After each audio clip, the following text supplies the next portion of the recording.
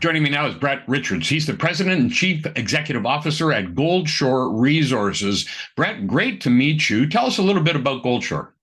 Yeah, Pat, thanks for having me back on. Goldshore has been around for a couple of years. We have the Moss Gold Project up in northwestern Ontario, about 100 kilometers west of Thunder Bay. And we've been busy the last 2 years drilling the project from a historical resource we acquired of 4 million ounces. And we put out a current resource, November of 2022, of 4.17 million ounces at 1.1 grams at Moss itself. And East Coldstream remains as a historic resource of 850,000 ounces.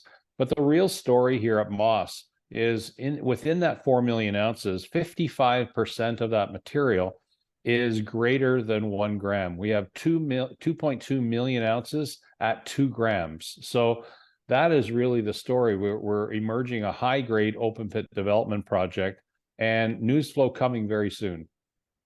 Okay, well, actually, you just had news because the last news we had was in November of last year, 2022, and it used to be called Moss Lake. I take it you've changed the name there, but tell us about this most recent news. Sure. So we call it the Moss Gold Project because there's a misnomer that there's a lake there, and there's no lake there. So just to be clear with everybody, we call it the Moss Gold Project.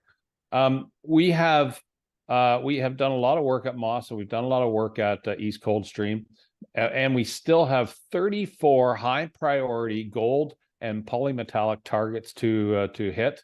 But as you know, we've been focusing on Moss and East Coldstream to bring all of the drill data up to speed into a new MRE. So we put out a preliminary MRE, mineral resource estimate, in November, and we're going to be coming out with a brand new MRE on Monday, May the 8th. So Okay. very exciting. Is that using new technology, or why is there a change in the MRE? There's a change because when we did all of our drilling, we put the preliminary MRE out in November. We only had about 40% of the data from the drilling back from assays and back from the labs. So we put a preliminary out. So now this has all the 78,000 meters that we've drilled, all the historic data that we were able to use, and we're culminating that into a brand new MRE on Monday. And then we'll take the project and focus on Moss, focus on East Coldstream, but the project will go through a development phase, a number of stages from here on in. The next stage for us after Monday will be starting a PEA, a preliminary economic assessment on Moss. Okay, let's take a little bit of a step back. When you look at the globe and you look at the geopolitics and the macroeconomics that are going around, where does Goldshore actually fit in that, do you think? Well, the whole capital markets were impacted in February of 2022 when the geopolitical situation with Russia and Ukraine started.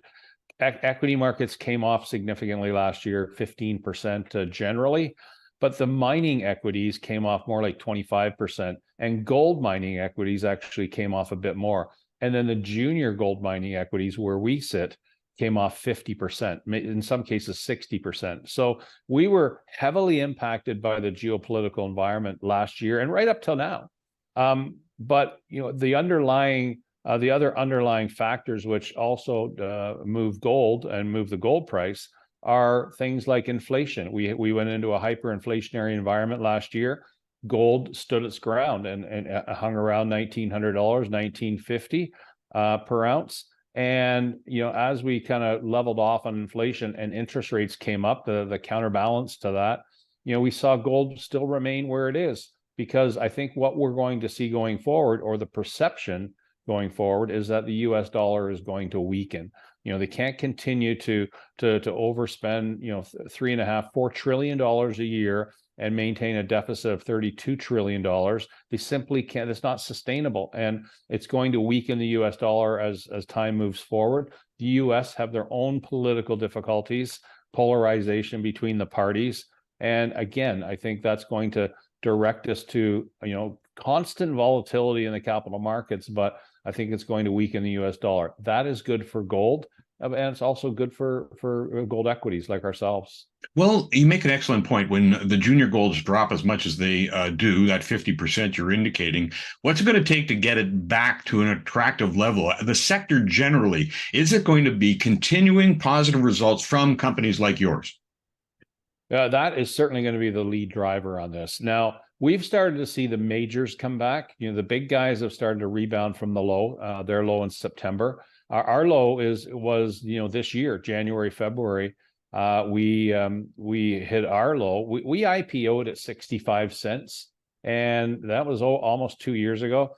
We raised money recently at 17 cents, and that's the impact the geopolitical situation has caused on us. We put out good news last year. We had drill results out, we had the MRE come out, but nothing moved the needle. The capital markets simply were risk off, and the good news that we put out actually gave the market liquidity events to sell into, and so we saw great volume, but we also saw a share price go sideways or down on good news. Now, things have changed. In February, March of this year, we started to see the inflection. And Goldshore has been continuing to put out good news all through January, February, and March, April. We put out the final drill results from our drill program. We've put out the metallurgical test results just most recently of our project. And all of these things are going to support the PEA and support PFS down the road as well. But we've seen the inflection. We have started to rebound. We're trading around 28 cents today from 17 back in kind of mid-March. And I think we've seen our inflection. We're starting to get some traction in the market. And yes, it's news driven, but I think on the macro, I think investors are fatigued. They're starting to accept this extreme volatility, constant volatility, crisis driven, headline driven news flow. And I think we just have stayed our course, and we've stuck to our strategy. We have drilled, we have come up with a resource. We're coming up with a larger resource on Monday, and then we're going to take it through to a project level. So the market is rewarding us now for good news, but we are still trading at $7 or $8 an ounce in the ground, and that number will be lower next week when we put out our MRE. And our peer group's trading at 30. And our high grade peer groups trading at $80 an ounce. So there is a lot of scope here for Goldshore shareholders to be heavily rewarded this year, even where we are today at 28 cents, for them to be heavily rewarded as we start to re-rate and calibrate to our peers and the market generally. And if we were to get up to $30 an ounce, or maybe even a bit higher than that, given 2040, 2042 gold today, if we start to calibrate to our peer group, we're talking about $1 share price, and that's not unreasonable to think that we can get there in the near term, because that is how we should trade to our peers, and the market is just starting to pick up the bid now. Brad, I look forward to that developing news and a great year ahead.